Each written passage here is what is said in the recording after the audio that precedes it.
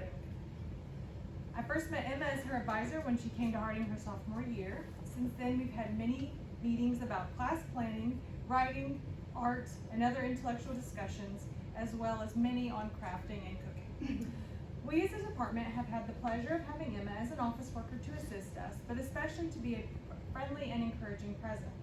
In whatever space she finds herself, Emma always looks around and makes it better. Sometimes that is making someone feel more welcome, and sometimes it's straightening the books on our free shelf. Sometimes it's doing designer note cards for our poetry reading group. Emma won second place in Lyric Magazine's National Poetry Contest for her poem, The Stars Will Carry Us. Her poem, Royal Woods, placed first across the state in the 2025 Poets Roundtable of Arkansas Pat Lester Collegiate Poetry Contest. And I forgot to mention this last time, but your nonfiction has placed in our Joe Cleveland and been published in Shapes and Names. Inspired by Virginia Woolf's thoughts on women and creativity, Emma's thesis explores the obstacles that female characters face in Michael Cunningham's Pulitzer Prize-winning novel, The Hours.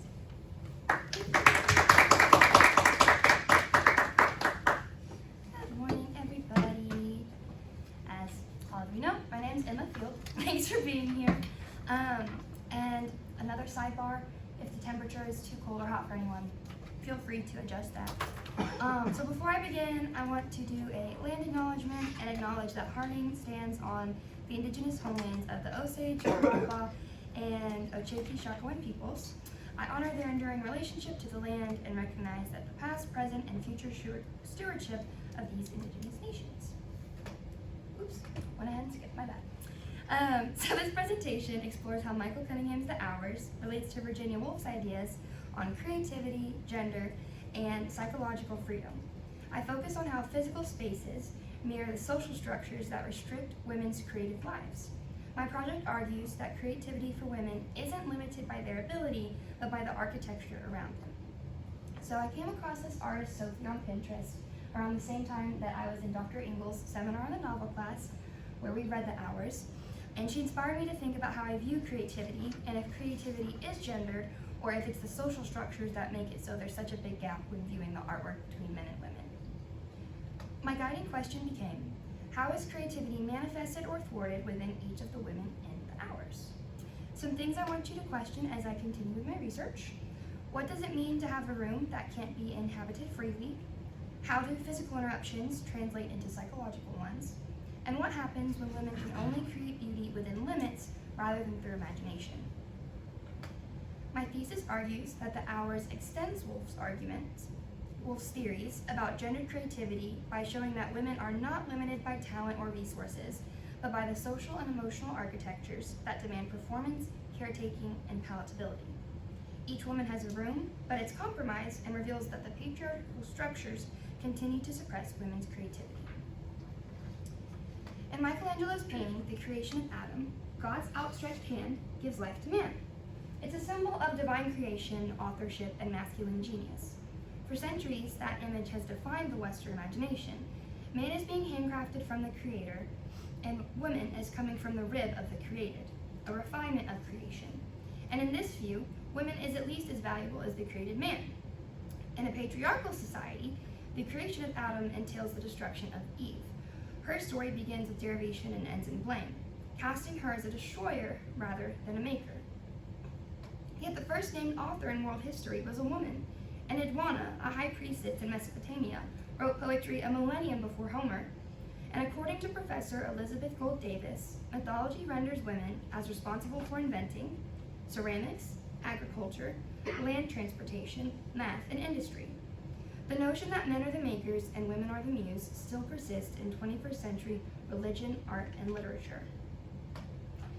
Virginia Woolf's A Room of One's Own, Professions for Women, and Miss Dalloway, and Michael Cunningham's The Hours all challenge this myth.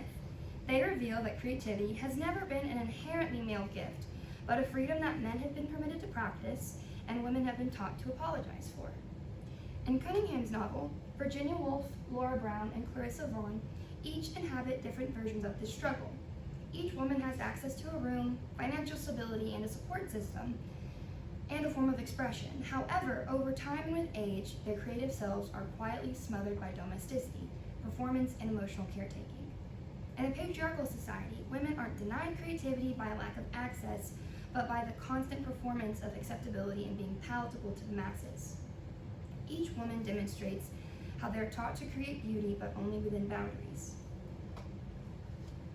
The conditions required to live creatively involve the architecture that one resides in. Drawing on research about the creative place, Eric Shu writes that creativity results from a complex interplay of cultural, psychosocial, and physical aspects, meaning that the environment that one resides in can either cultivate or suppress creative activity. Cunningham situates each woman within a physical space that mirrors their expectations back to them. A writing study for Virginia, a kitchen for Laura Brown, and an apartment for Clarissa Vaughn. Virginia's room is no longer a creative space because her creative agency comes and goes without warning.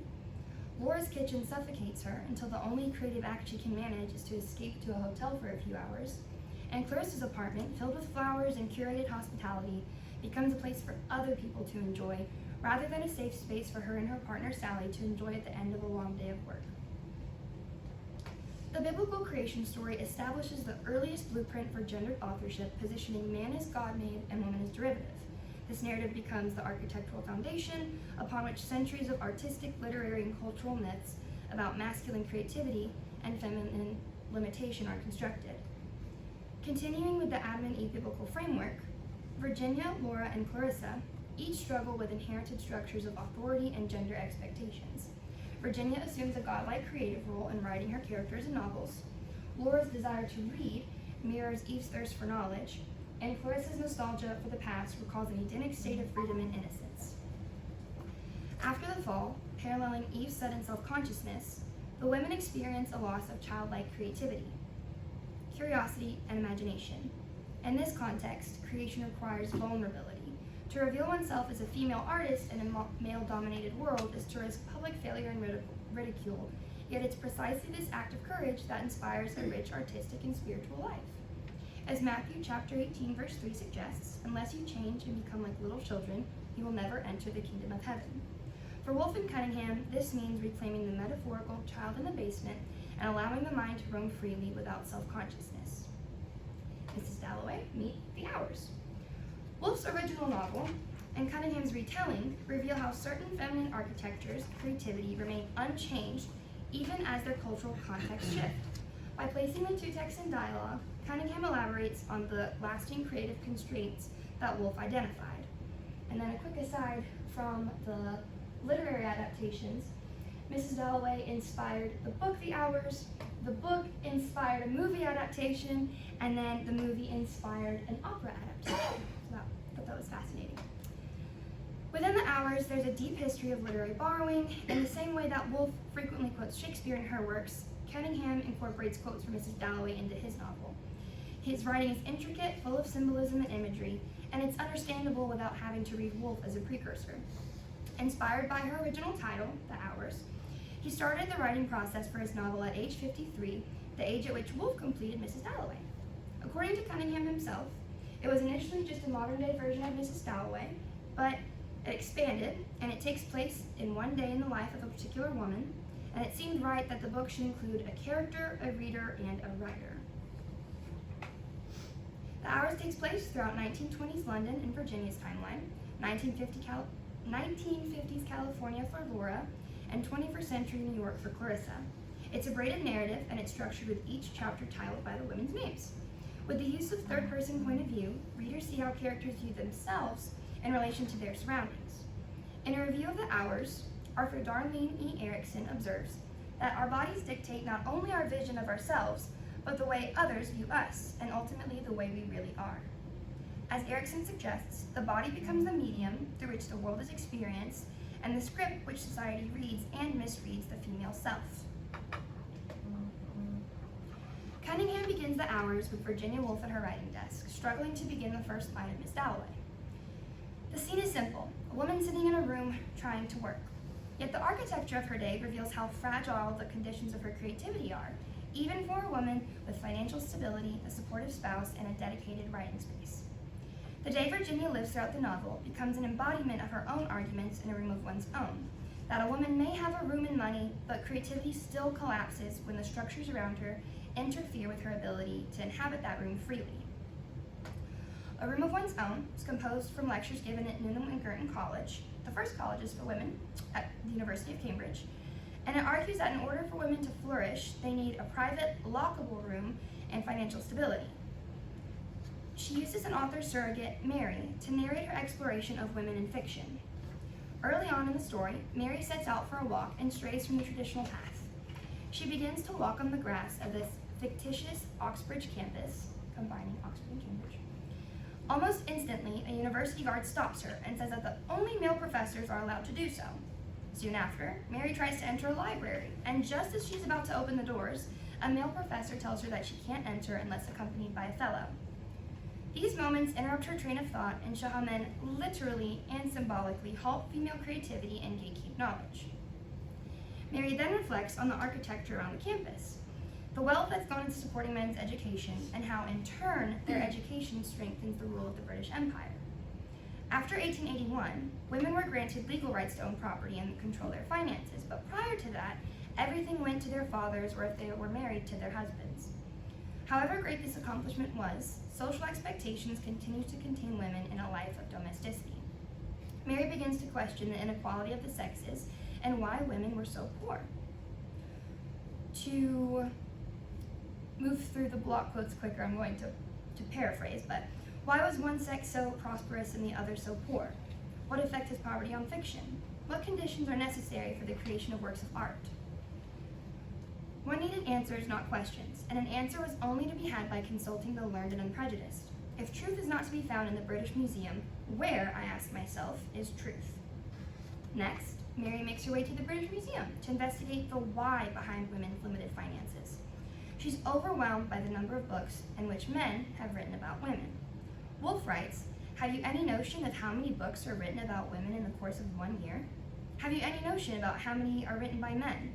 Are you aware that perhaps you are the most discussed about animal in the universe?"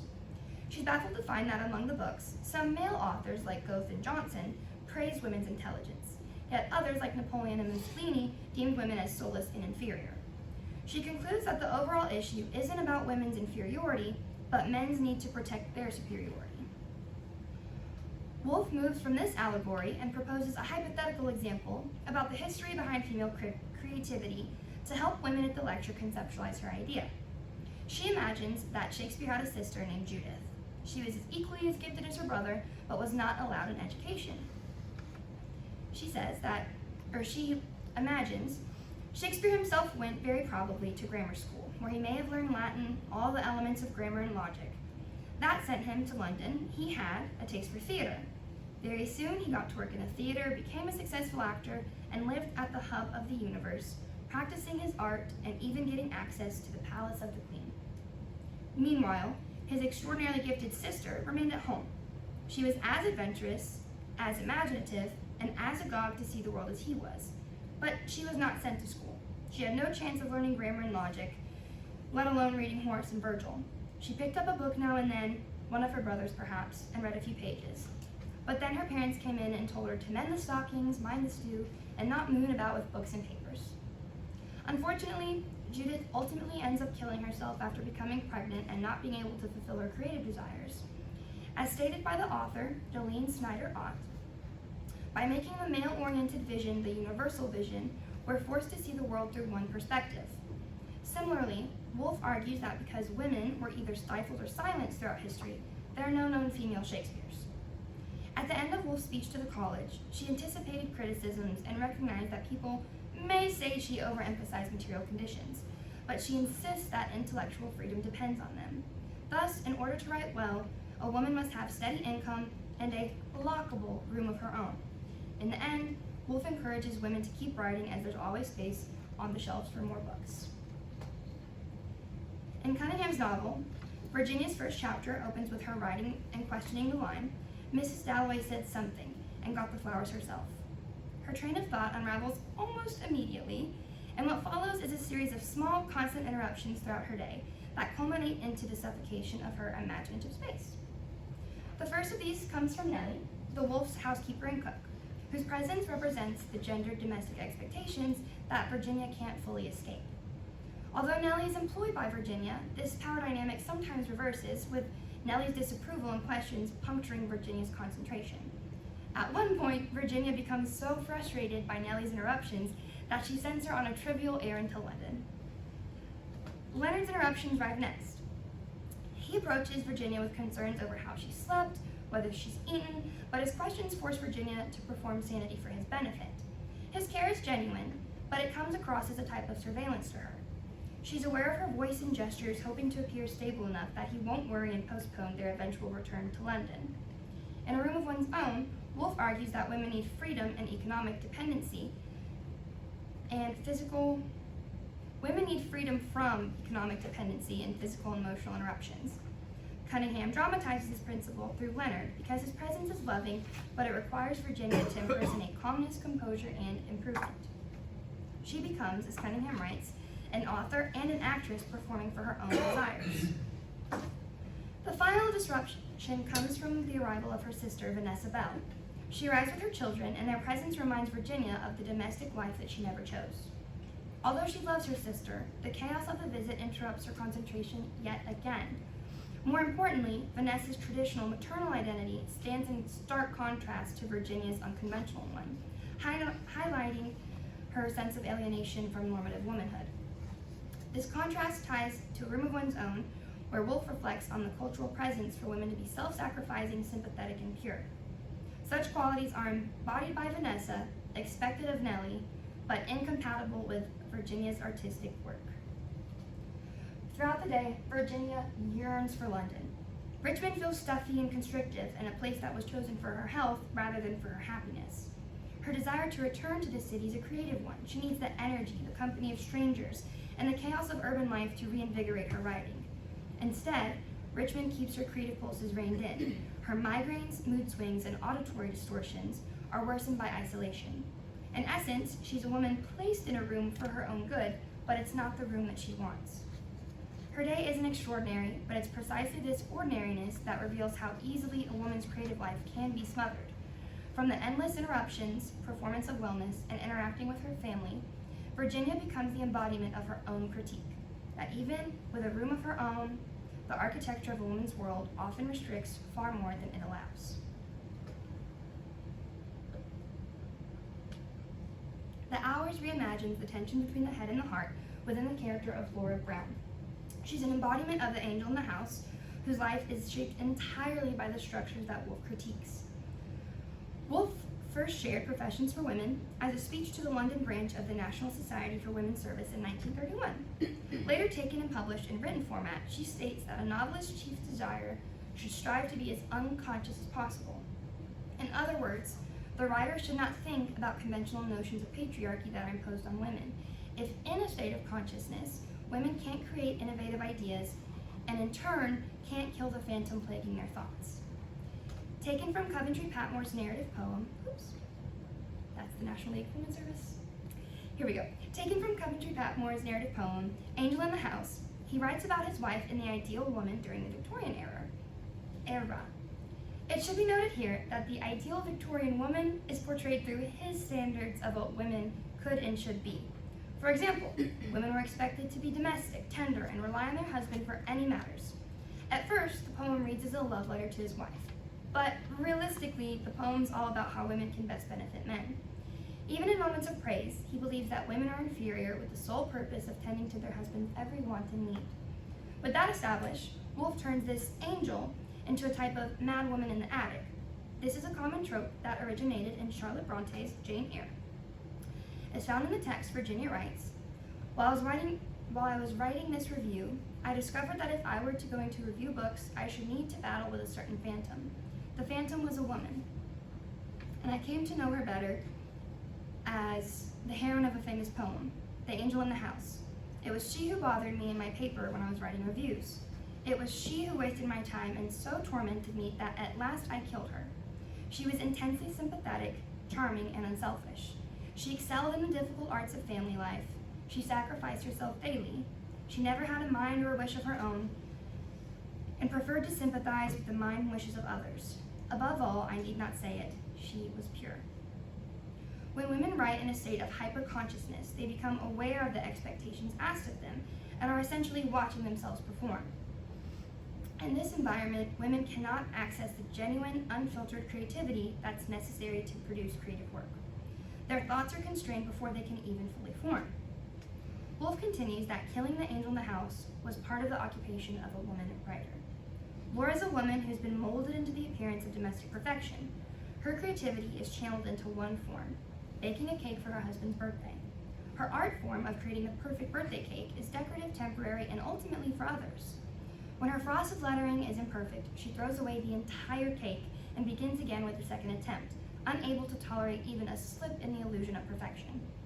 Additionally, Woolf's theory of the angel is embodied by Laura because she is literally trapped in the house. She's stuck inside the standards of domestic femininity that Pat Moore and Victorian ideology idealized to the point of needing to leave her home, and she checks into a hotel room for just a few hours of peace to try to escape it. Once an avid reader, cooking, cleaning, caretaking, and performing womanhood are now her only acceptable forms of expression. She wonders, while she pushes a cart through the supermarket or has her hair done, if the other women aren't all thinking to some degree or other the same thing. Here is the brilliant spirit who would rather be elsewhere, who is contented to perform simple and essentially foolish tasks, to examine tomatoes, to sit under a hairdryer, because it's her art and her duty. Because the war is over, the world has survived, and we are here, all of us, making homes, having and raising children, creating not just books or paintings, but a whole world. A world where children are safe, and where men who have seen horrors beyond imagination have acted bravely and well, and they come home to lighted windows, perfume, plates, and napkins. Laura is expected to create a stable and beautiful environment embodying the post-war American dream, when all she desires to do is lay in bed and read Miss Dalloway. To Laura, she views reading as the singular and obvious first task of her day. It's the only viable way to negotiate the transit from sleep to obligation. She will read one more page to calm and locate herself, and then she'll get out of bed. She thinks of fiction as the last place where she can exist without performance. As her creativity is repressed, depression and disassociation rise to the surface in its place. Laura likes to imagine that she has a touch of brilliance herself, just a hint of it. But unlike Woolf, Laura does not have a room of her own to express her creativity. Her life is also a cycle of interruptions, ranging from her son, her husband, and her neighbor Kitty, who asks her to pet sit. In the novel, she reflects that for a moment she's precisely what she appears to be, a pregnant woman kneeling in the kitchen with her 3-year-old son. She's herself and the picture-perfect version of herself. There is no difference. The reflection, or the looking glass self, is identical to Laura's real self because the image has consumed her. There's no interiority left, and the angel in the mirror has replaced the creative younger self that Laura once possessed. However, Laura does something unexpected by rejecting the mirror halfway through the story. Her escape to the hotel room and her attempt to kill the angel, or at least momentarily silence her. With the anonymity that a hotel room provides, she's freed from motherhood, performance, and obligation. It becomes her temporary room of one's own, albeit a rented one, where she simply exists without being watched. There, she has the ability to think or not to think, and realizes that the life she's living is suffocating her. In other words, life is happening to her instead of life coming from her actions.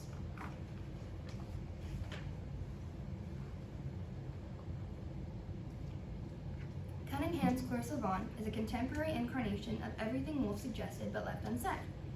Woolf's Clarissa Dalloway is a woman defined by her role in society. Elegant, composed, and a hostess whose life revolves around creating an atmosphere rather than creating art. She's admired for her taste, poise, and ability to arrange a room, but she doesn't possess the freedom or permission to imagine herself as a creator. Cunningham applies this dynamic to a 21st century rendition of Clarissa Dalloway, revealing how little has changed. Clarissa Vaughn inherits Clarissa Dalloway's emotional architecture, the impulse to create beauty for others, the lingering ache of a lost romantic past, and a deep desire to make life meaningful through moments rather than through masterpieces. Just as Mrs. Dalloway buys the flowers herself, Clarissa Vaughn begins her day by doing the same. While Woolf's Clarissa worries that she's become Mrs. Richard Dalloway, defined by marriage, Cunningham's Clarissa is given the nickname Clarissa Dalloway by Richard Browne. Across a century of literature, both versions of Clarissa reveal that the feminine role of making life lovely for others remains intact. I want to note here it's actually the 100th anniversary of Mrs. Dalloway. She tries to curate the perfect celebration for her friend Richard's literary career as an attempt to honor him despite his deteriorating mental and physical health. As she steps onto the street of New York City, she moves briskly through errands, flowers, a visit to the bookstore, and a quick stop home. Then she visits Richard, and as soon as she arrives at his apartment, her senses become overwhelmed as soon as she enters. It's an interior that she immediately begins evaluating through an aesthetic lens. Richard lives inside a space that contrasts sharply with Clarissa's manicured world, yet she cannot help but try to impose her own ideals of order and beauty onto it. If Clarissa isn't moving physically, she's moving mentally. Her thoughts are consumed by reflections of her youth and the closed doors of her past. Walking through New York, she recalls the pivotal summer she and Richard spent together, the brief moment where she felt electric with love and possibility. She also reflects on her relationship with Sally, her partner of 18 years, as something that once felt bold and unconventional, but has settled into the quiet routines of middle age.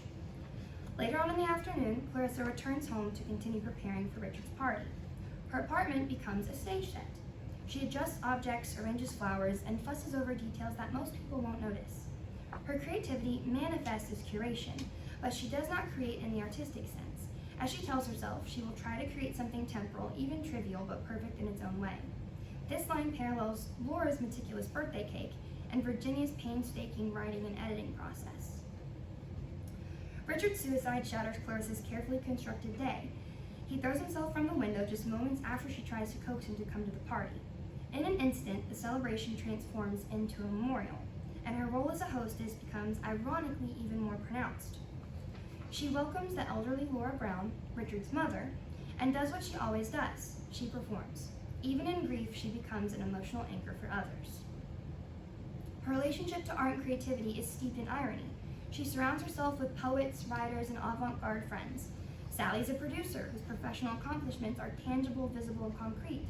Clarissa's a publisher, and she organizes, edits, and supports others on their creative journeys. She is, as one character observes, interesting without being particularly important. Her labor sustains the art of others, but never really becomes art in its own right. Richard, in contrast, is granted the privilege of genius even in his deterioration. He wears an adult-sized version of a child's robe. He displays childish rudeness, and is indulged because he's a male artist whose suffering is seen as evidence of brilliance. In a conversation between Clarissa and Richard, he tells her, "I got a prize for my performance, you must know that. I got a prize for having AIDS and going nuts and being brave about it. It had nothing to do with my work." This double standard is captured in Anais Nin's observation that when neurotic women are cured, they become women, but when neurotic men are cured, they become artists. Clarissa, who is stable, sane, and healthy, is denied the same attitude. She cannot be childish, she cannot be messy, and she can't fling beauty into the world without considering how others will receive it. She feels past her prime and acutely aware that the world has begun to move around her, past her, and without noticing her. Youth was the moment in which she felt most alive and creative, but adulthood has enclosed her in an architecture of middle-aged womanhood. Through Angelica Bell and Julia Vaughn, they add a layer to the novel about the early conditions under which female imagination is formed. They play minor, seemingly insignificant roles in the novel, but they are present, so I felt that it was important to mention them. Their existence is where the child in the basement juxtaposition to the angel in the house appears. They serve as examples of the creative spirit still flourishing. Vanessa's daughter, Angelica, is the youngest embodiment of unrestrained youth at just 5 years old. However, Cunningham repeatedly mentions how quickly that creative freedom is being shaped into a performance. During a funeral for a thrush, Angelica initially displays genuine childlike wonder and curiosity, and she's both frightened and fascinated by the dead bird. The boys in the scene, her brothers, perform the expected male role of rational authority. Julia instructs her to go and pick grass for the bird's bed, and Angelica, as Cunningham writes, obediently sets out about pulling handfuls of grass, already enacting the learned compliance expected of her. Symbolically, she performs the feminine labor of arranging the aesthetics of death. And at the bottom, already at 5, she can feign grave enthusiasm for the task at hand, when all she truly wants is for everyone to admire her work and then set her free. She's learning the responsibilities of hosting, and that girls are responsible for making a moment beautiful for its observers. Angelica's training as a hostess is even more jarring when contrasted with the boys' dynamic. Cunningham writes that even now, in their age, males still hold death in their capable hands and laugh affectionately at the female, marking the boys' early implied superiority as rational observers, while Angelica performs all of the emotional labor. When she insists on picking yellow roses, she's already learning how to curate beauty for others. The grass isn't enough for the thrush's funeral, it must be pretty with flowers. And in this scene, Cunningham demonstrates how the foundation of gendered conditioning begins in childhood, and it shapes the symbolic inner child that women can't access later in life. Julia Vaughn, Clarissa's daughter, offers a variation. She moves about in a freer world, but one that's still shaped by maternal performance scripts. One side character, Lewis, sees her as beautiful, strong, and healthy, and even her mother projects onto her daughter a fantasy of feminine domesticity by saying, "This marvelous, intelligent girl could be some cheerful wife, shepherding her husband through a day of errands. She could be a figure from the 50s if you make a few relatively minor alterations." This moment reveals Clarissa's internalized vision of what a woman should be. But Cunningham contrasts that vision with scenes throughout the novel where Julia is still genuinely youthful and playful. She's witty, clever, a college student, and paving her own way in the world. Everyone's pulled in by her magnetic energy and charismatic personality. It's as if the world is her oyster and she is its pearl. Toward the end of the novel, after Richard's death by suicide, Julia quickly shifts gears and steps into the caretaker role and mimics her own mother's hostess tendencies. She comforts and tends to the elderly Laura Brown, but this time the gesture feels tender and less obligatory. Julia's social world of a queer household and feminist professor as a close friend allows the audience to imagine a future where creative freedom can survive adolescence. Now comes my theory of the basement. Woolf writes that creativity requires to write as unconsciously as possible. Continuing with the architecture metaphor and flipping the script on the madwoman in the attic, I interpreted this as reconnecting with the child in the basement, an unguarded, imaginative self before self-consciousness sets in. In the hours, none of the women can access that basement. The only characters truly in the basement, metaphorically, are the children.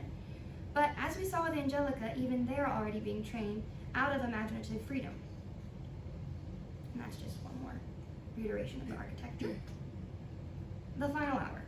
The novel's conclusion reveals the shared destiny underlying each woman's story.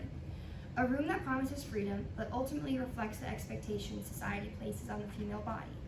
By comparing Woolf's theories with Cunningham's novel, it shows that even material independence can't undo the architecture that restricts women's creative lives. The women in the hours are each granted The women in the hours are each granted a room, yet each room is revealed to be compromised, surveilled, or psychologically uninhabitable. Woolf's lecture, In a Room of One's Own, proposes that a physical and financial space allows the mind to roam freely.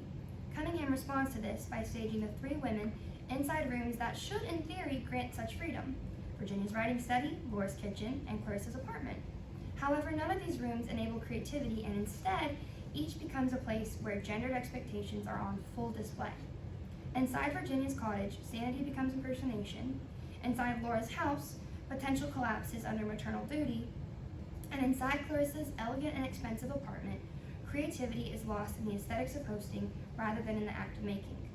All three women are prevented from accessing their inner child and the youthful, uninhibited parts of themselves that are required for genuine creative expression. Instead of tapping into a sense of childlike wonder, each woman participates in self-erasure, offering the world a palpable version of herself. After analyzing Cunningham and Woolf's text, he reveals the irony embedded in her own ideals, that even when women are granted the conditions Woolf fought for, such as rooms, money, and time, the patriarchal scripts that women continue to internalize will bar that door from the inside, stifling their abilities to imagine, write, or to simply exist as their whole creative selves.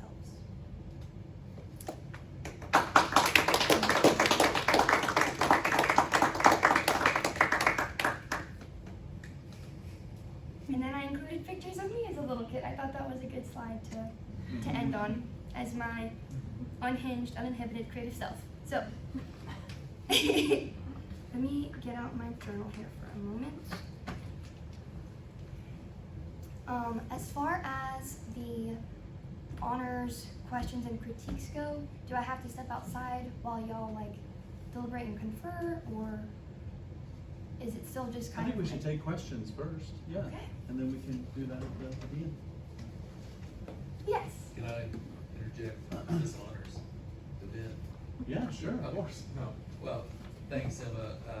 The teacher has become the pupil today, so I like what you've done with this book, and I'm glad I got to introduce it to you, so. And I learned a lot today as well.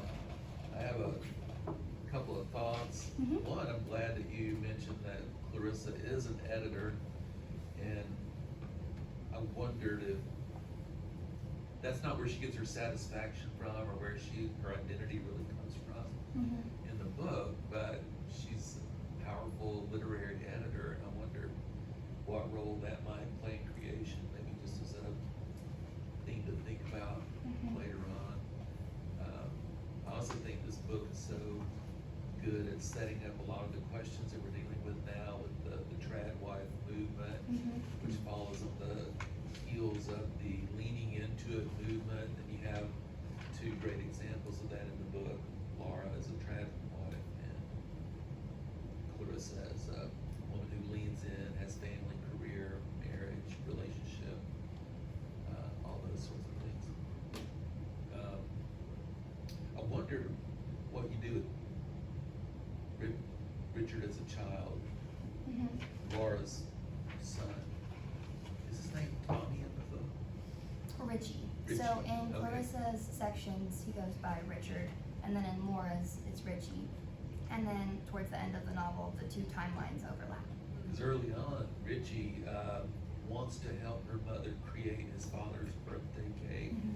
and then that's another failure, I Mhm. think, and then she essentially leaves him, abandons him. Is that spoiler Yeah. alert? How does that tie into your ideas here about creativity and the need for space? Because Richie does grow up to become a award-winning Mhm. poet. In the novel, Cunningham articulates frequently that Richie in Laura Brown's timeline as a little kid is an observer. He loves to watch, he loves to take in information and watch people move about the world. And in the cake making scene, there's a scene where Laura almost doesn't want him to be involved. Like, she wants to have the reins and control, and even just like sifting flour, she thinks to herself, he's not doing it right, he's gonna make a mess.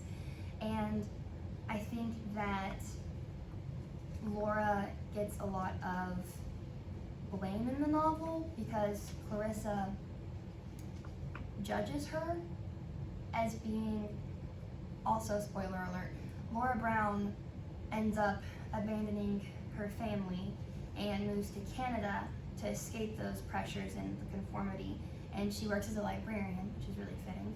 But Clarissa knows all this, and she's judging her as not as a woman who escaped and survived the constraints of 1950s trad wife ideals, but as someone who abandoned Richie. So I think that, or Richard, I think that the observation, the abandonment, and his sexuality really play big parts into his life and creating as an adult. Doesn't Richard, as an adult, kind of tear up his mother in his work Yes. as well? So there's, When Clarissa meets Laura Brown at the end of the novel, she goes, here's the woman in the works, here's the woman I've read so much about, and it's not pleasant things that Richard wrote about. yeah. So the whole idea about how children play into all of these ideas about creativity and women's roles. You have Virginia Woolf, who chose not to have children. Laura, who abandons her family, and then Clarissa, who does have a family, but she's kind of upset at the fact that her daughter's moving away from her out of her sphere of influences. A And lot of she's- interesting moving parts in this. Clarissa is jealous of the feminist queer professor that Julia's friends with, and that professor comes by the apartment for a short period of time, and that entire time it's like a turf war between Clarissa and Mary Kroll is the professor's name, about like claim over the daughter and who's like molding her into the woman she's becoming. Thank you. Yes. So there are obviously real, both historically and today, constraints on women, narratives, etc., that we loosely throw under the umbrella of patriarchy. What's curious about this paper is the guys in the story are mostly good, like sweetheart kind of people. And it seems like the women are oftentimes getting in their own way. But this is all about also trying to create this, like, for lack of a better word, maybe a creative ideal. And so I'm curious what you think, like, the internal architecture of these women in particular, I guess people in general, what their dispositions need to be able to achieve creativity, regardless of outside pressures or constraints. Because sometimes they get what they want and still it's not enough, right? I agree. I feel that within the novel and each woman, that they have almost an equal match, like in terms of intelligence and in terms of like compatibility, but they're all still unsatisfied because they themselves feel a sort of an inadequacy. And in Virginia's case, Leonard, again, sweetheart, supports her, has a publishing company with her, checks in on her. She doesn't necessarily feel understood. Same thing with Laura and her husband, Dan. There's a section where she talks about that no matter what birthday gift she gets him, he always responds with the same, like, feigned enthusiasm, the same response. Like, she just doesn't feel like she knows him and that he doesn't know her.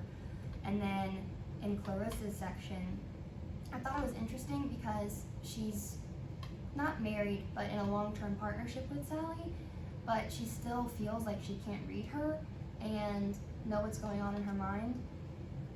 And in her story, it's almost as if she wishes she ended up with Richard, because he, during that like summer when they were 18, chose Lewis instead of her. So it feels very, that their creativity is inhibited by the whole like sliding doors theory of like, oh, what could have happened, or this should be my life, I want this to be my life, and not being happy and present with the current realities that they're in. So I'm Yes. hearing you say is the internal disposition that it takes to make a creative ideal has to do as much with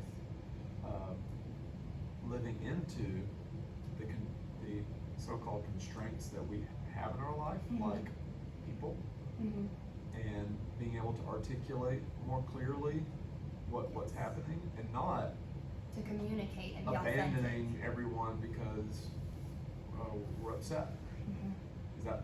Yes, I think it's that a lot of the women would feel more understood if they stopped their performance and frankly had a conversation with their counterparts and just being like, this is how I'm feeling, Yeah. this upset me, this made me, like, they're just so caught up in what Yeah. they think they want It's that they lose themselves in yeah. that performance. A lot of this feels, generally speaking, like midlife crises kind of stuff too, where it's just like, hey, I read through here. Of course, I'm a middle-aged man, so it's hard to like not be like, hey, why don't you sit people down and talk to them about what's going on? Like, I think you're unhappy, but in a way that a lot of people are when they reach middle life are like, I'm not sure I like my job. I'm changing, and I think my partner is changing. I don't know what our relationship is anymore. You know, that kind of thing. Yeah. I think for Laura, last little like tidbit. So in her timeline, she's pregnant with their second child, and then in Clarissa's timeline, when they meet, you find out that she died. I think she died like, I don't know if it was in childbirth or later on in life. Cunningham doesn't really articulate it, but the fact that she lost a child, and that was something that I want to explore for further research on if that grief kind of wedged more into her decision to leave in her relationship with Dan Yeah. and not being able to communicate that Yeah, with him. maybe. It's also interesting, I'm about to be quiet, I promise. It's but, okay. You know, the readings like we've done in I've Southern, been promising that for years. the readings that we've done in Southern literature, Yes. you know, sometimes, this is why I was focusing on the internal Mhm. disposition of a person. And despite knowing that there are very real social pressures, is that we've read so many African American women from the early 20th century that had incredible amounts of pressures on them that produce some of the most enduring and beautiful creative art, while also having families and also being black in the South and like everything, Mhm. right? And so it does seem to be sometimes that it depends on the internal architecture of the person in response to the constraints that are happening in the world, to whether the creativity is smothered, like you Mhm. say, or if it's like born Yes. from that. My last little comment before we go to another question or anything. Something that I didn't include in my research or the presentation because it would have expanded like the scope too much. The limitations on Wolf's argument in A Room of One's Own, that not everyone has financial access. Oh yeah, it's just like like- solely class coded, Yes, big time. 100%. So I wanted to mention that while I use her works and things like that, it is from a privileged white woman's perspective. For sure. I kind of want to add, piggyback on what you were saying there. So we have to remember the Virginia Woolf character does create, right? She Yeah. does actually Yeah. succeed in creating Mrs. Dalloway, and so maybe you could state more explicitly, like the cost, especially being a mentally ill person, Mhm. the cost of.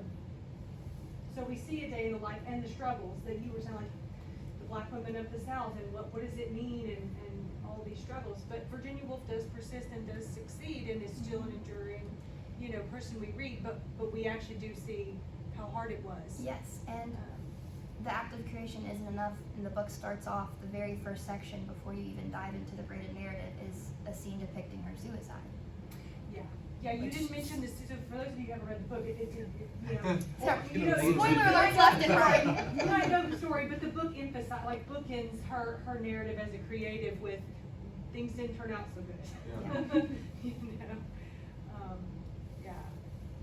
And knowing about her biography, when she would be approaching a mental break, she was put on complete mental rest. Mhm. So the belief being, your thinking as a woman is what got you into this. Therefore, you need 3 months of no pens and paper and thinking. And so knowing, in addition to, obviously, we can't really underestimate the bombing of England in World War Yeah. II, on top of the sort of emotional toll that would take, and being mentally ill, Yes. and then knowing what was coming Mhm. with that mental break. All the wars in the story and loss in each timeline with the wars and then the war, or not the war on AIDS, but the AIDS crisis and the death toll that had. But Yeah. Vietnam also affects Clarissa, Mm-hmm. Richard, it's all about Vietnam. There doesn't seem to be a golden mean for the creative ideal in the story. Mhm. It seems to be excesses. It's like Virginia Woolf gets to do that thing, but to this great cost. And some librarian doesn't really get to do it, and here's the cost. It doesn't seem to be that platonic ideal of, okay, here's how to be creative, but also have a flourishing life with long-standing relationships. There's this, I don't know if it has a name or anything, but essentially it's like you have the line, like the extremes, but in reality it's not, this is so far on the left, this is so far on the right, but it's more like this, to where even though that distance is the same, they're actually really close in theory, if that makes any sense, but that's what that made me think of. Dr. Claxton, I know you had some questions, and I'm really eager What are to we doing hear. on time? Are we going to 10 o'clock? I just had a 10 o'clock appointment, so I want to be sure. It's 9:53. Oh, okay. As we're talking about the brilliance and limitations of Virginia Woolf, let's say a little something about Shakespeare's sister, Mhm. which is something I love teaching in World Lit. A brilliant passage, just dazzling. And it rings 99% true. Okay. The 1% that's missing, she says there are no female Shakespeares. Mhm. True, there are no male Shakespeares besides him either. But she doesn't mention Amelia Lanier or Elizabeth Carey or Anne Clifford or. She mentions Aphra Behn, yes. But she doesn't mention Renaissance era women writers, including Queen Elizabeth herself. Yeah. These writers have been more studied since her era, so you can't necessarily blame her for them not being on her radar. But as you pursue this further, that would be something to look into. Do you remember, on another topic, Britlet 2, Doris Lessing's short story To Room 19? Yes, but the first thing that came to my mind is the yellow wallpaper, so no. Okay. just super fast. Yes. It is about a couple who get married in mid-century America, and they're both intellectuals. And so they go into marriage thinking, we got this. We know exactly what's going to happen. We're prepared for the peaks and valleys. We will do it by the book. And of course, that falls apart very quickly. And the wife experiences issues of mental illness and decides to rent a room in a hotel out of town and just sit quietly for hours and hours at a time until she takes her life in that room. So that would be an interesting connection to all of this. I would love to include that in this. Yes. One more thing. You say that Cunningham's women are trapped in a world of performance, offering the world a palatable version of themselves. Richard complains of being trapped in a world of performance, being expected to be wheeled out into this ceremony and act like the legendary poet. Virginia Woolf's good friend T.S. Eliot is famous for Prufrock, a character who is a bundle of performance anxiety. And so one thing is to distinguish what is unique about feminine performance anxiety, because we all, I'm a nervous wreck over just these questions.